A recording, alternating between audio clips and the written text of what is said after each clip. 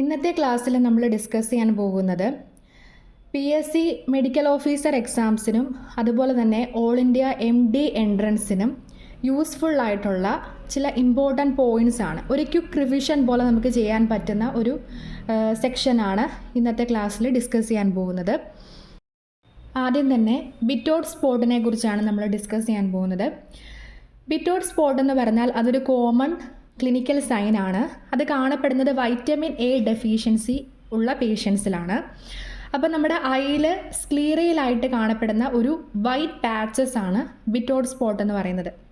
അത് they are actually the white patches of keratinised epithelium appearing on the sclera in vitamin A deficiency patients. ഇനി second one ആണ് Roth spot. റോത്ത് spot എന്ന് പറഞ്ഞാൽ അതൊരു important clinical sign ആണ്. അപ്പോൾ അത് ഇൻഡിക്കേറ്റ് ചെയ്യുന്നത് ഒരു സീരിയസ് അണ്ടർലൈൻ മെഡിക്കൽ കണ്ടീഷനെയാണ്. അതായത് പല കണ്ടീഷൻസിലും റോത്ത് സ്പോട്ട് അപ്പിയർ ചെയ്യുന്നുണ്ട്. നമ്മൾ ഇപ്പോൾ പഠിക്കാൻ പോകുന്നത് സബ് അക്യൂട്ട് ബാക്ടീരിയൽ എൻഡോകാർഡൈറ്റീസിൽ ഈ റോത്ത് സ്പോട്ട് ഒരു ഇമ്പോർട്ടൻറ്റ് ക്ലിനിക്കൽ സൈൻ ആണെന്നാണ് ഈ ഒരു കോണ്ടെക്സ്റ്റിൽ നമ്മൾ പഠിക്കുന്നത്. അപ്പോൾ വേറെ എക്സാമ്പിൾസും നമുക്ക് നോക്കാം. അപ്പോൾ ആക്ച്വലി എന്താണ് ഈ റോത്ത് സ്പോട്ട് എന്ന് നോക്കാം. They are the small white or yellowish spots. They are usually located in the retina, often near the optic disc and may be surrounded by a haemorrhagic ring. അപ്പോൾ യൂഷ്വലി ഇത് 1 to 2 millimetre മാത്രം വലുപ്പമുള്ള oval shape അല്ലെങ്കിൽ circular ഷേപ്പിൽ കാണപ്പെടുന്ന white or yellowish സ്പോട്ടാണ്. അത് നമ്മുടെ റെറ്റിനയിലാണ് ലൊക്കേറ്റ് ചെയ്തിരിക്കുന്നത്. ഒപ്റ്റിക് ഡിസ്കിൻ്റെ അടുത്തായിട്ടാണത് ലൊക്കേറ്റ് ചെയ്തിരിക്കുന്നത്. പിന്നെ അതിന് ചുറ്റുമായിട്ട് ഒരു ഹെമറേജിക് റിങ്ങും കൂടെ ഐഡൻറ്റിഫൈ ചെയ്യാനായിട്ട് സാധിക്കും. അപ്പോൾ നമ്മൾ പറഞ്ഞു സബ് അക്യൂട്ട് ബാക്ടീരിയൽ എൻഡോകാർഡൈറ്റീസിൻ്റെ ഒരു ഇമ്പോർട്ടൻറ്റ് ക്ലിനിക്കൽ സൈനാണ് റോത്ത് സ്പോട്ട്. അപ്പോൾ കഴിഞ്ഞ ഒരു സെക്ഷനിൽ നമ്മൾ ഇൻഫെക്റ്റീവ് എൻഡോകാർഡൈറ്റീസിനെ കുറിച്ച് പറഞ്ഞിട്ടുണ്ടായിരുന്നു. അതിൽ ഇൻഫെക്റ്റീവ് എൻഡോകാർഡൈറ്റീസ് മോസ്റ്റ് കോമൺലി അഫക്റ്റ് ചെയ്യുന്നത് നമ്മുടെ ഹാർട്ടിൻ്റെ വാൽവുകളെയാണ്. അപ്പോൾ അതെങ്ങനെയാണ് അഫക്റ്റ് ചെയ്യുന്നത്?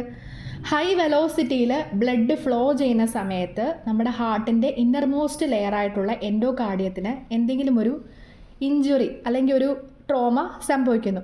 അപ്പോൾ ആ ഒരു ഇഞ്ചുറി പോയിന്റിൽ എന്താണ് സംഭവിക്കുന്നത്? പ്ലേറ്റ്ലെറ്റും ഫൈബ്രിനും എല്ലാം വന്ന് അഗ്രിഗേറ്റ് ചെയ്തിട്ട് ഒരു ത്രോംബസ് പോലെ ഫോം ചെയ്യുന്നു. ഇനി ആ ത്രോംബസിലേക്ക് ഫർദർ നമ്മുടെ ഡിഫറെൻറ്റ് ടൈപ്സ് ഓഫ് ബാക്ടീരിയ വന്ന് ഇൻഫെക്റ്റ് ചെയ്യുകയും അതൊരു ഇൻഫെക്റ്റഡ് ആയിട്ടുള്ളൊരു ത്രോംബസ് ആയിട്ട് മാറുകയും ചെയ്യുന്നു. അവിടെ നിന്ന് എംബോളെ ഫോം ചെയ്യുകയും ആ എംബോളെ ബ്ലഡ് വഴി ഡിസമിനേറ്റ് ചെയ്ത് നമ്മുടെ ബോഡിയുടെ പല ഭാഗങ്ങളിലേക്ക് പോവുകയും ചെയ്യുന്നു. അങ്ങനെ എത്തിച്ചേരുന്ന ഒരു പാർട്ടാണ് റെറ്റിന. ഈ റെറ്റിനയിലേക്കും ആ എംബോളെ എത്തിച്ചേരുന്നു.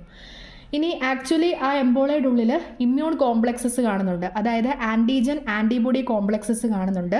അത് വന്ന് റെറ്റിനയിൽ ഡെപ്പോസിറ്റ് ചെയ്യുകയും അവിടെ ഇൻഫ്ലമേറ്ററി ചേഞ്ചസ് ക്രിയേറ്റ് ചെയ്യുകയും ചെയ്യുന്നു. അങ്ങനെയാണ് ഈ ഒരു റോത്ത് സ്പോട്ട് ഫോം ചെയ്യുന്നത്.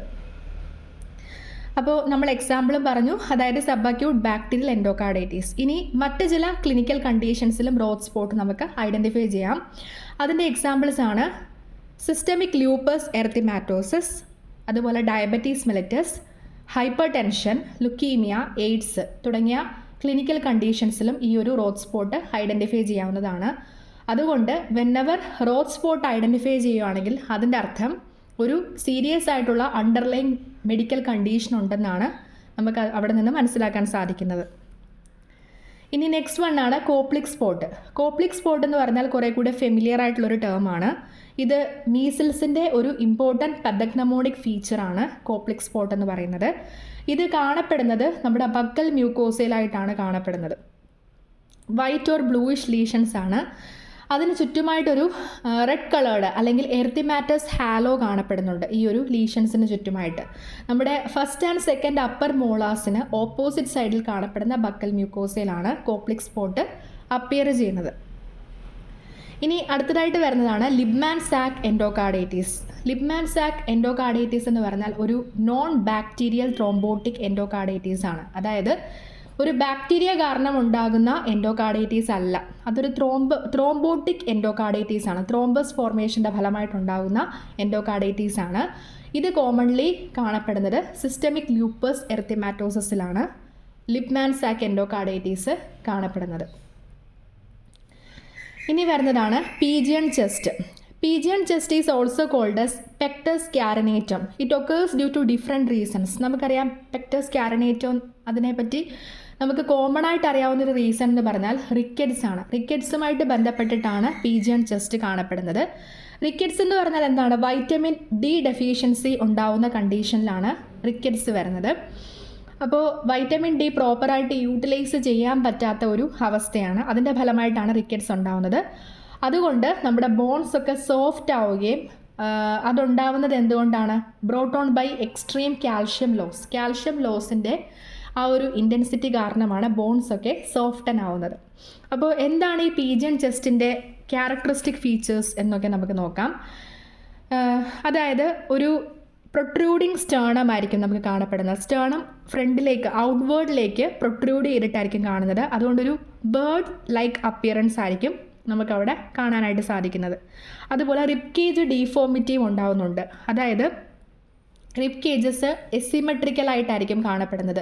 ഒരു സൈഡ് കുറച്ചും കൂടെ പ്രോമിനൻ്റ് ആയിട്ട് പ്രൊട്രൂഡ് ചെയ്യുന്നു മറ്റ് സൈഡിനേക്കാളും. അങ്ങനൊരു ഡീഫോമിറ്റി ആയിരിക്കും അവിടെ ഉണ്ടാവുന്നത്. അങ്ങനെ ഒരു എസിമെട്രിയാണ് നമുക്ക് ആ കുട്ടികളിൽ കാണാനായിട്ട് പറ്റുന്നത്.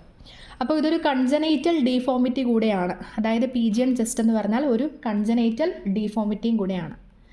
ഇനി നെക്സ്റ്റ് എന്ന് പറഞ്ഞാൽ Virchow's node. It is the enlargement of the left supraclavicular lymph node in the cases of carcinoma of stomach. അപ്പോൾ സ്റ്റൊമക്ക് ക്യാൻസറിൻ്റെ ഫലമായിട്ടുണ്ടാകുന്ന ഒരു സൈനാണ് വിർഷോസ് നോഡ്. അത് കാണപ്പെടുന്നത് നമ്മുടെ ലെഫ്റ്റ് സുപ്രാക്ലാവിക്കുലർ ലിംഫ് നോഡിലായിട്ടാണ്. അതിന് എൻലാർജ്മെൻറ്റ് ഉണ്ടാകുന്നു. അതാണ് വിർഷോസ് നോഡ് എന്ന് പറയുന്നത്. ഇനി ട്രൊയീസിയർ സൈൻ. ട്രൊയീസിയർ സൈൻ എന്ന് പറഞ്ഞാൽ it is a left supraclavicular lymph node enlargement in the case of carcinoma of stomach, breast, testis etcetera. അപ്പോൾ ഈ ഒരു ലെഫ്റ്റ് സുപ്രാക്ലാവിക്കുലർ ലിംഫ് നോഡ് എൻലാർജ്മെൻറ്റിനെ വിളിക്കുന്ന പേരാണ് ട്രൊയീസിയസ് സൈൻ.